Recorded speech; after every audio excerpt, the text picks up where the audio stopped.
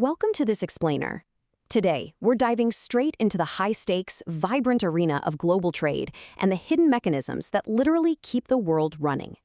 Imagine a bright, bustling, cinematic network stretching across vast oceans, quietly delivering the raw materials that build our everyday lives. It's a world where millions of dollars change hands daily, and we're going to illuminate exactly how it all works. So let's just get right into it. We start with this brilliant quote from the Baltic Exchange in London, "Our word, our bond."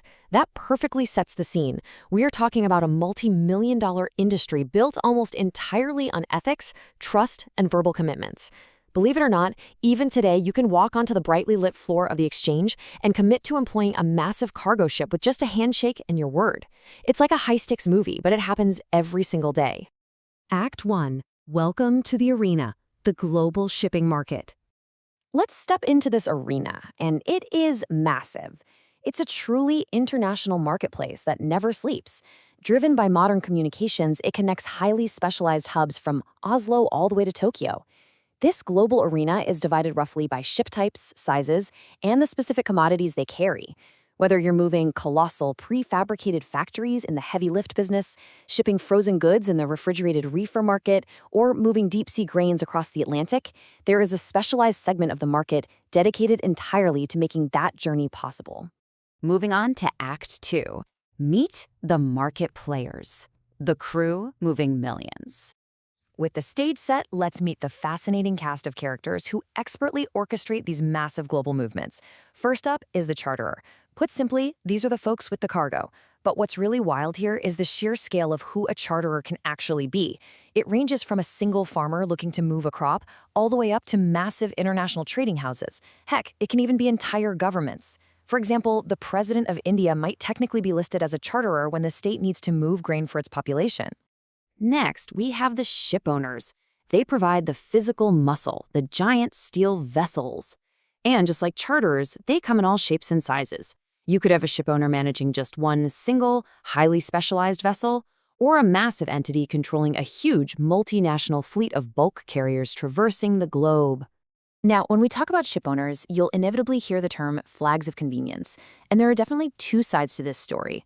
On one hand, critics often point to the anonymity it provides and the potential for substandard ships to just flout regulations. But on the flip side, the reality is that without nations like Panama or Liberia flagging these ships, crucial international maritime safety conventions would never get enough global votes to become law. Plus, some of the absolute best-maintained ships on the water today actually fly a flag of convenience. So it's pretty complex. Then we have the operator. Think of the operator as the high-stakes risk taker of our crew. They might not even own the ship or the cargo to begin with. Instead, they skillfully trade them. It's kind of like a real estate subletter, securing a ship on charter just to turn around and re-employ it at a higher rate to lock in a profit margin. When they do this, the industry calls them a disponent owner. And finally, the ultimate deal makers, the shipbrokers. These individuals provide the vital lubrication for the entire market. They stand right in the middle, constantly scanning for supply and demand, matching giant ships with massive cargoes. And talk about high stakes. They only get paid their commission if they successfully orchestrate a deal, which is called a fixture. If they don't make the match, they literally make zero money. Act 3. The rules of trade. Trading and trust. So with our cast assembled, how do they safely move millions of dollars in goods across thousands of miles without getting burned? You might be wondering, in our modern digital age, why they don't just do this all online. Well, interestingly, you can't exactly click an Add to Cart button to charter a dry cargo ship. The stakes are just too high, and every single deal has incredibly unique variables. You often have no way of verifying credentials over the web. That is exactly why human trust and the expertise of those brokers we just met remains absolutely key.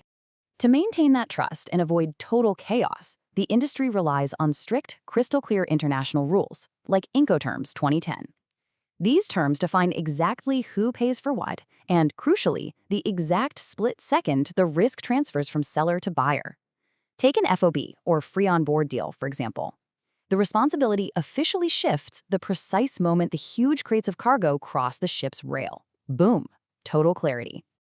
But how do you guarantee payment between two strangers sitting thousands of miles apart? They use a really elegant mechanical process called a documentary letter of credit. It's a step-by-step, lock-and-key system. The bank promises to pay, but only when the goods are definitively proven to be shipped safely. So what's the key to proving the goods are safe? That would be the clean bill of lading. This is a legally binding receipt from the ship owner confirming that the cargo was loaded in perfect condition with zero adverse remarks. Once you produce that pristine document, the bank unlocks the funds. It really is a beautiful, self-regulating system. Act 4. The Art of the Deal. Methods of Ship Employment.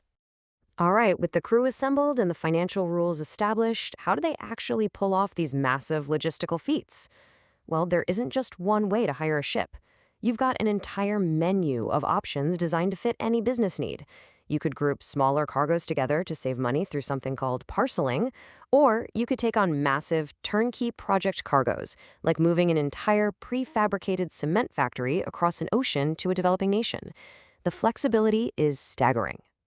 The two methods you'll see the most are voyage and time chartering, and there is a dramatic difference between them. In a voyage charter, you're hiring the ship for a single trip and paying a freight fee. The owner keeps running the ship. But in a time charter, you hire the vessel for a set period, paying higher money.